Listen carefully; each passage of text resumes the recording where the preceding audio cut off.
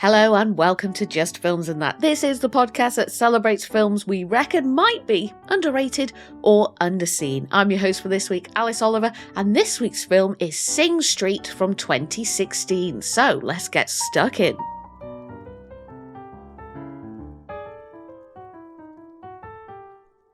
So then, Josh, you chose this week's film, Sing Street, from 2016. So spoiler warning, listeners, if you haven't seen it yet. So Josh, do tell us, what is Sing Street about and why, oh why did you pick it? What's Sing Street about? So Sing Street is a film from John Carney, who you may know did films like Once and Begin Again and stuff like that. It's set in the 80s in Dublin, I believe, and it's about a young boy called Connor who has to change to a secondary school from another one and is struggling to fit in a little bit and is going through some personal stuff at home with his parents splitting up and stuff like that. So he decides to start a band based on his love of music and things like Top of the Pops, to sort of fit in, make some friends, but also to impress a girl.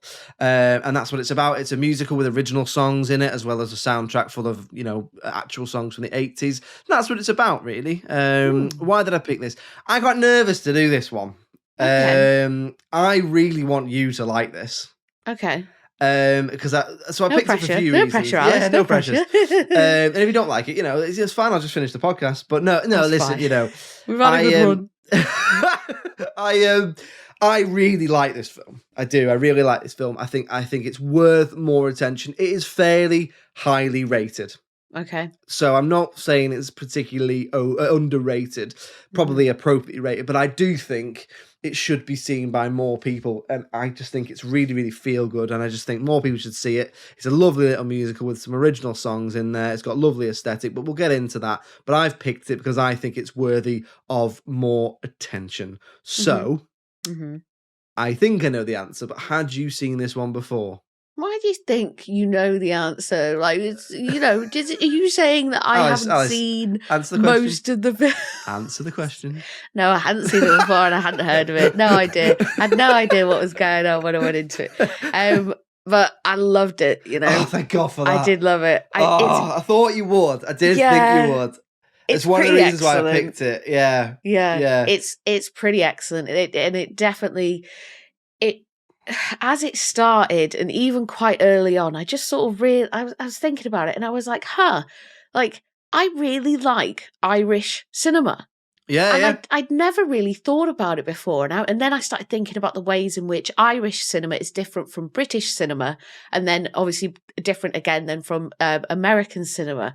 And I was like, well, what is it about these Irish films that really just that speaks to me and that gets me and stuff? And it's things to do with like the script and the setting and the way, and in this film in particular, like at times it's really cute and really funny and really sweet, and then really fucking dark at some points as well. Yeah. And to bring those two things together without it feeling forced or cheesy or anything like that, I think is a real skill.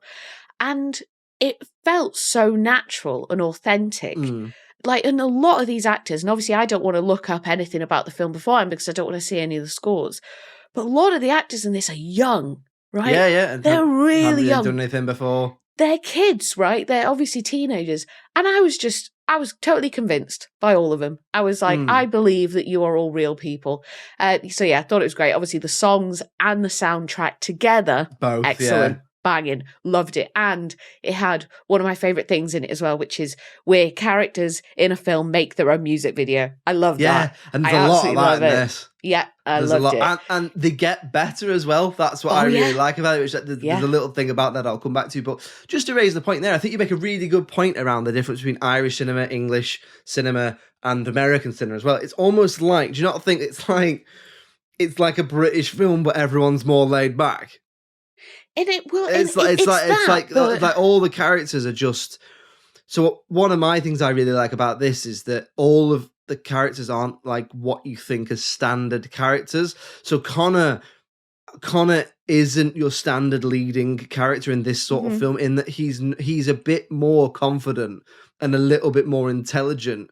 Whereas you'd think that what it would be about would be more like a little bit of a wallflower blooming type situation. Whereas this, it's not. He settles in a little bit, but he's still more confident, even at the beginning. So even at the beginning, before he's even gone into the music and stuff, there's this whole storyline of that, how he's going to a school run by the brothers, and they don't allow brown shoes, but he's only got brown shoes. He can't afford black shoes because his parents have got no money.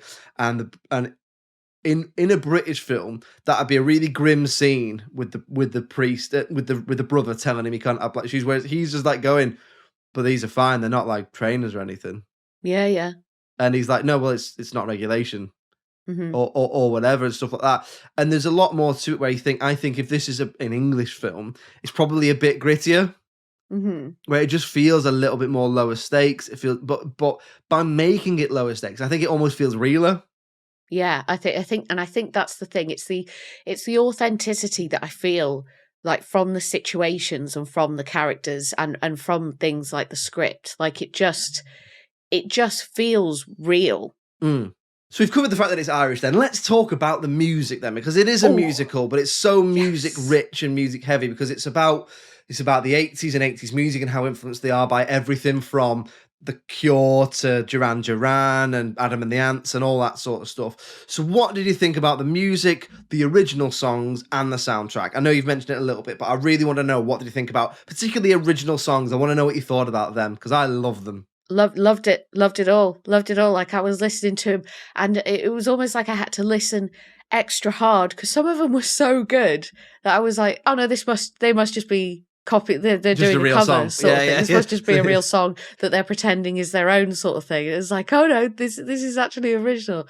So, and it had like a funny, like sort of amateur but sophisticated at the same time, like early Arctic Monkeys almost sort of thing, like where it's like, oh yeah, they're just sort of finding their feet, and some of the lyrics, they're a bit cheesy but then also a little bit weird as well, so it kind of feels like something different. Something I noticed this time, because I'd probably only seen this once or twice before, did you notice every time he sees something, so obviously there's a big thing in it that he really looks up to his brother, and his brother loves music, and quite often they'll be watching Top of the Pops and his brother will be explaining, sometimes quite pretentiously, but that's sort of how he is as a character, what is so good about like Duran Duran's Rio or whatever. Did you notice every time he does that, the next song they play seems to be really heavily influenced by whatever he's seen on telly? Yeah, you can definitely hear it as well. So I think it's when they see Rio, after they see Rio, there's suddenly a really recognizable guitar riff. So obviously Rio's got that broom, broom in the background, hasn't it? And then they do Up, which is also got like a little, I can't really, I can't do it, but there's like a guitar, a really recognizable guitar strum in the background as he's singing. I thought that was really clever. That idea of you're not ripping the songs off, but you are showing them being directly influenced by songs. Because when they do a Cure one, he's watching the Cure, isn't it? Is it In Between Days? They listen to In Between Days, and the next song, is that In Between Days? I feel like I must die. That one, So the next song they do, it's like it sounds so much like it, but it's still good. You're not just going, well, this is just a rip off. It's just like so well balanced in that sense, isn't it? The riddle of the model. That's it. That's one of the ones that's like, I don't know. I think is that like Adam and the Ants or something? Or it might be, might be the Rio one, because obviously it's about like, oh, the woman's called Rio and I can see her and she's amazing. And that's like, oh, the river of the model, I can see her and she's amazing sort of thing. Yeah. And it's so... they were really likable. I think the songs really likable, and sort of some of them were quite earwormy as well. Like, especially that. I've got some of them on my Spotify. Have you? Yeah. So I've got I'll ask you this then. What's your favorite song? So I think it's the one. I can't remember what it's called, but I think it's the one. It might be the last one that they play, but with a music video. They're at the senior prom, and then his brother comes in, and he's a bit like James Dean. Like, so everything's the 50s? Yeah, that one. I think that's my favourite. It's called Drive It Like You Stole It. Yeah. And it's just because that would work as a pop song. Yeah, and I think a huge factor for me as well, and because I try to sort of detach myself, it's like, well, what is the better piece of music? But what is the better video sort of thing? But I love that music video, and I love the whole thing around that. And then the brother comes in, and it's a bit, he is being like James Dean. Yeah, it's like meant to be one of those where it's like a West Side Story knife fight, where it's sort of abstract and it's quite like, and then he takes the knife and slaps it out his hand, but it's like a dance. Yeah. You know, it's not. so good. It's that. Yeah, I mean, that's my favorite. But I also love Up, which is the one he does early on in the film and stuff like that. But no, I really like the music. I mean, that Drive It Like You Stole It, I think would work as a song in its own right. But one of the things I like about it is, back to your thing, because one of the reasons I picked it is you love music videos. I do. And it starts with the music videos as shit. Mm-hmm. And did you notice as it goes along, the music videos become better and better to the point where the last one is like a music video, but it's not them acting in a music video. It's a fantasy. Yeah. So it's like it becomes more. So one of my things I'll say about this is the first time I watched it, and this sort of comes into my dislikes, but it's fine because it sort of all mixes in together, which is I watched it and I remember saying the music was great, really loved them, but the ending was shit. Right. Okay. What? Okay. And my parents watched it as well and went, really liked it. The music was good, but the ending was shit. Right. Okay. And that's one of the things I've seen. And then I watched it again and I was like, I've changed my mind. It's not, it's a fantasy. Yeah. So it gets weirder and weirder and weirder to the point where he's fantasizing that his parents are there and happy and his brother's there and happy and it's all in the 50s and they're drinking punch. Because that's also the bit where they're like, have you seen Back to the Future? Yeah. And it's obviously that's the end of Back to the Future as well, isn't it? And I was like, at the end, I was like, maybe it's not them going to England. So it's like, I remember thinking that feels a bit rushed, and it's just like, and then they go to England, it's fine. And then I read, and the director John Carney, who I really like John Carney's work. He's done a few other films that are really, really good, which I'll come back to if you want me to name them. But he said the ending sort of like make your own mind up. Okay. Like, right, do they get there, or have they even gone? I totally get that because it felt a bit like a bit too convenient, almost. Like, so they go to his brother and say, like, we want to go to England, you know, they want to go to London, she wants to be a model, he wants to get his band off the ground. And his brother immediately is like, yes, this is a great idea, I'll drive you to the harbour. In my mind, obviously the realist in me is like, this is so fucking dangerous, what the hell are you playing at? The boat as well, you're like, that's not getting across the Irish Sea. That's not getting you there. Neither of you are dressed for this sort of voyage. You're going to freeze to death. And I'm like, and it's like, oh God, how is this going to go? What on earth is going to happen? Is it going to end before we actually see? But then they sort of bump into the ferry to England and then are able to just sort of follow the ferry. And you know what? I did think, oh, well, that's a bit sort of cheery, happy ending for some of the vibes that were coming through in the film, which were quite dark and a little bit desperate sort of thing. So that is really interesting. Yeah, that is what he said. Yeah, I totally get that. But the thing I loved about the sort of music video being a fantasy sort of thing is that storytelling wise, it's the only way to sort of give the film an excuse or give the characters an excuse to play out the music video of their dreams sort of thing. Because it's like, well, you're not going to be able to film this. We haven't got, you haven't got the budget. You haven't got professional cameras and all this, blah, blah, blah. So it's like, oh no, but if we make it a fantasy, now it can be whatever they want it to be. And it can be whatever Connor wants it to be. And I love that. And it's almost like you love that the characters get the opportunity to sort of act it all out, even though it is just a fantasy. Yeah. Like, it's a lot of fun. It is a lot of fun. Yeah, so Drive It Like You Stole It's your favourite one then? I think so. I think definitely. Yeah. I've definitely made a case for it. That's one of the ones that's on my Spotify playlist. It'll always stay on that. I'm just like, this is a great song. So actually, it's funny. There's a musical now. What? So Sing Street, the musical? Sing Street, yeah. So it was due to open and COVID happened, but I believe now it's opened. I don't know if I don't know where it is, but there is a musical and you can go and see it. And I definitely, I'm not a big musicals guy, like paying to go and see it, but I would definitely think I'd check that out because I wonder, because I also really like the song that they play as they leave, which is Adam Levine singing. I thought it was. Yeah, so Adam Levine sings a song called "Go Now," and it's written with John Carney and Glenn Hans. I think it's called Glenn Hansgard. So the guy who wrote all the music for this is the guitarist from The Commitments. Wow. The ginger guy. Wow. So he made it. So John Carney's a director. He's an Irish director, and he made a film about 20 years ago now called Once, which is about an Irish and a Polish, I think she's Polish, busker in Dublin. And you'd really like it. It's really good. And it's similar to this, except it's all acoustic music. and all the music is woven into the story, so it's them performing live and stuff. It's really, again, I've got a couple of songs from that on my playlist and stuff. That's really, really good. A lot more low budget and sort of like down to earth, a lot more acoustic stuff like that, but that's really, really good. Then they've continued to work together, so they made this. They also made a film which I can't remember if it was before or after this, called Begin Again, with Keira Knightley and Mark Ruffalo, where she plays a singer. That's really, really good, but Adam Levine is in that as a character. It's the only time I've seen him act in two things, and one he didn't really do anything in, but in that he's actually okay, sort of works okay in it as well, I suppose he plays himself in Popstar, but I won't count that. But I got it all, and I want more. So humble. He's so humble. So humble. So expensive. Sorry, you've got me going there. But yeah, so Adam Levine is in Begin Again. I can't remember if it's before or after this, but yeah, so they've worked together a few times. John Carney and Glenn Hansgard and Adam Levine. But that song's really, really good. And I remember again, I read John Carney sort of said he wanted a song for the end that wasn't by the band.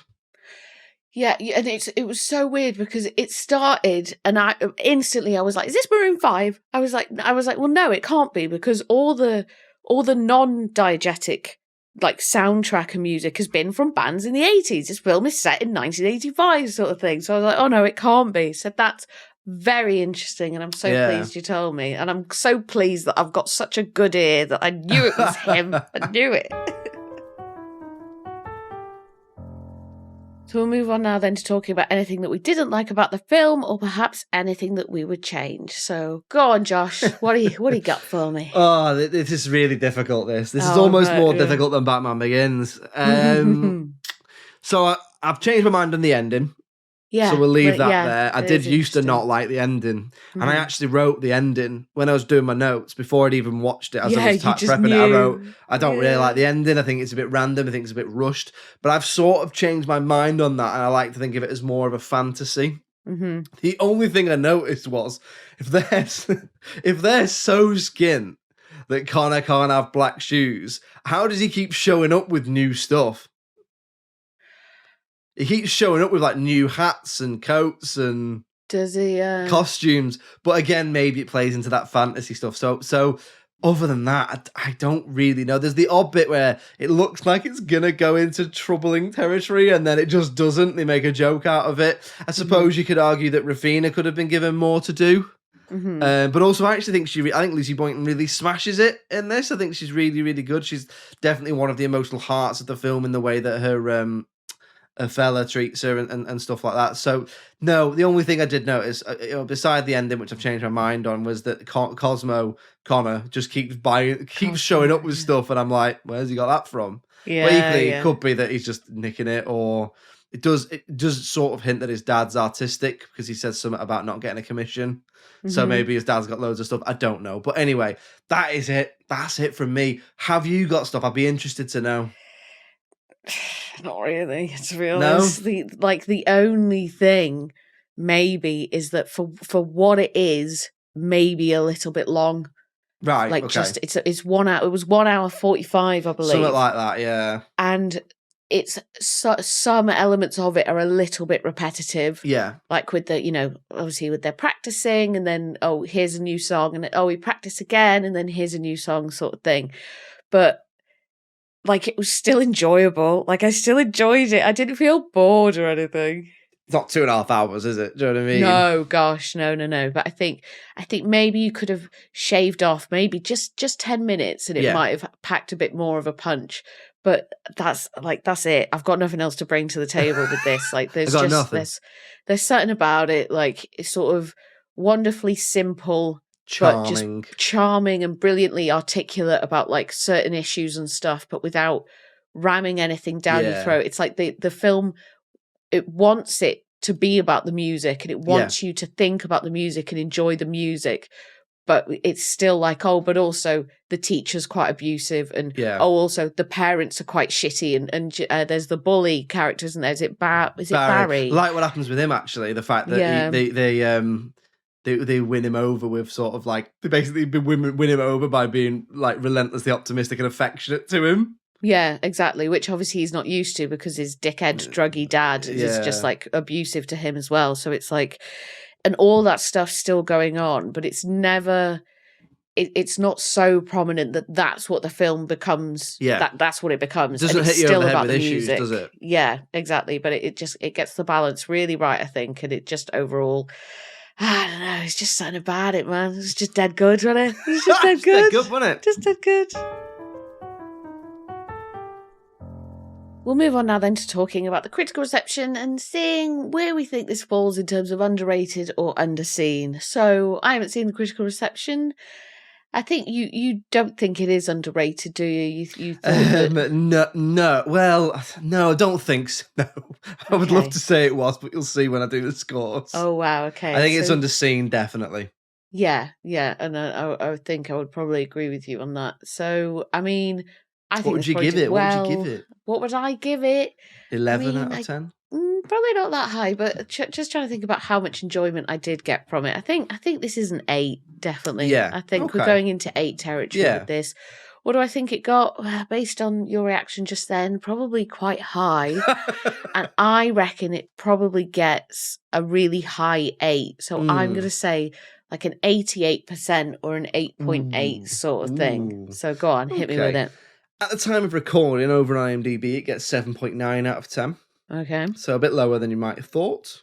But on Rotten Tomatoes, the audience give it 92%. Whoa. Okay. And the critics give it 95%. Wow. So that averages out. If you round it up, it averages out to 89% or like 8.9 out of 10. Close. But if you round it down, it's 88. So it's 88.6. So you are spot on there. So, so good. So yeah, I mean, is it appropriately rated? Should we say appropriately rated, or is it even overrated?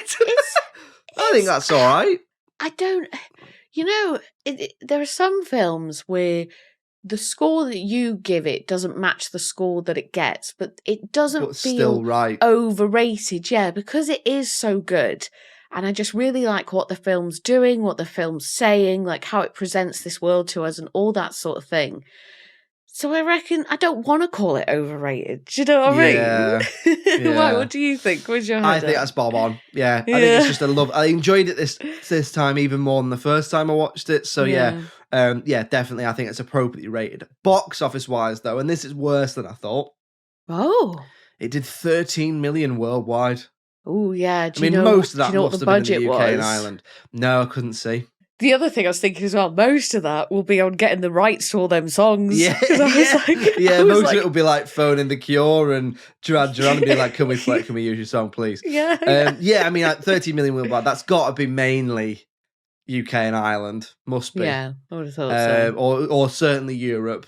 I mean, for me, that's underseen at the box office, and I think it's underseen generally because I think if more people saw this could easily become like a Commitments. Like a modern classic where it's like, oh yeah, love the Commitments, or even it reminds me a little bit of Pride. It's almost like Pride meets the Commitments in that sense. So for me, underseen, appropriately rated. Yeah, I'm with you. I'm right there with you. So next week then, Alice, I believe you have a special little film you want to pick. Well, I believe you have a film you want to pick, but it has a special reason. So that's all I know. So what are we watching next week? So we're sort of around at the time now where we're approaching or we're near to, or it's just been the kind of 4-year anniversary since we first went into lockdown. And so to sort of mark the occasion, I'm doing something a little bit different now. And you can tell me off next week if you feel like this doesn't fit the format, because it's a little bit different and it may not technically be a film. But for next week, we're going to watch Inside by Bo Burnham. And it's on Netflix. Okay. And you think it might not be a film? It might not be a film, I thought but you were it going might to be like, be. What we're going to watch? Boris's announcement of lockdown and him saying, "Next slide, please." Next slide, please. So it's already better than that. Okay. Well, in that case, join us next week where we're going to be talking about. I almost said Boris's announcement of lockdown again. Join us next week. We're going to be talking about Bo Burnham's Inside. In the meantime, if you'd like to get in touch with us, it's filmsandthatpod@gmail.com. We're on all the social medias. If you just search for Just Films and That, and you'll find us on Facebook, Twitter/X, Instagram, TikTok, YouTube as well. We're on Patreon, so if you want to support us, then you'll get a little bit of extra content episodes a day early and ad-free as well. Click the link in the episode notes and you'll find it. We're also on the television as well, aren't we, Alice? We are indeed. Every Friday from 6 p.m, you can catch us on the local TV network talking about all our favourite underrated and underseen films. So if you live in Birmingham, Bristol, Leeds, Liverpool or the northeast of England, you can find us on Channel 7 on Freeview. Or if you live in North Wales or South Wales, you can find us on Channel 8 on Freeview. And I'm also uploading all the videos onto Dailymotion. So if you scoot on over there and type in Just Films and that, you'll be able to see us and exactly what we're up to. Yes, lots of ways to see us, hear us, get in touch with us, and thank you very much for listening. We'll see you next week for Inside by Bo Burnham. It's goodbye from me. Cheerio! The riddle of the model.